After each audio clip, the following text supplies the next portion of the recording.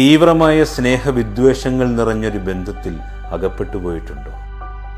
ഒരു പെണ്ടുലത്തിൻ്റെ നിലയ്ക്കാത്ത ചലനം പോലെ നോവ്, സന്തോഷമെന്ന രണ്ടറ്റങ്ങളിലേക്ക് നിരന്തരം ആടിക്കളിച്ചിട്ടുണ്ടോ? എല്ലാറ്റിനും ഒടുവിൽ സ്നേഹം എല്ലാ പ്രതിബന്ധങ്ങളെയും ജയിക്കുമെന്ന് വ്യർത്ഥമായി മോഹിച്ചിട്ടുണ്ടോ? സ്നേഹമല്ല വിദ്വേഷമാണ് മേൽക്കൈ നേടുന്നതെന്നറിഞ്ഞ് തകർന്നു നിന്നിട്ടുണ്ടോ?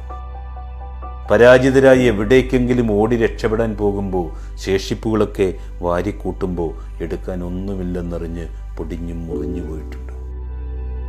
ഇത്തരമൊരു ബന്ധത്തിൽ കുടുങ്ങിക്കിടക്കുകയാണെങ്കിൽ ഒന്നുകിൽ പടിയിറങ്ങി പോകുക, അല്ലെങ്കിൽ അതിനുള്ള സുരക്ഷിത ഭാണ്ഡം കരുതി വെക്കുക. രണ്ടിലൊന്ന് ചെയ്തില്ലെങ്കിൽ ജീവിതത്തിലെ ഏറ്റവും ദുർബലമായ ഒരു ഘട്ടത്തിൽ നമ്മളൊക്കെ തിരിച്ചറിയും ഈ ലോകത്ത് ഏറ്റവും ഏകാകിയും ഏറ്റവും വിഡ്ഢിയാക്കപ്പെടുന്നതും നമ്മളാണ്.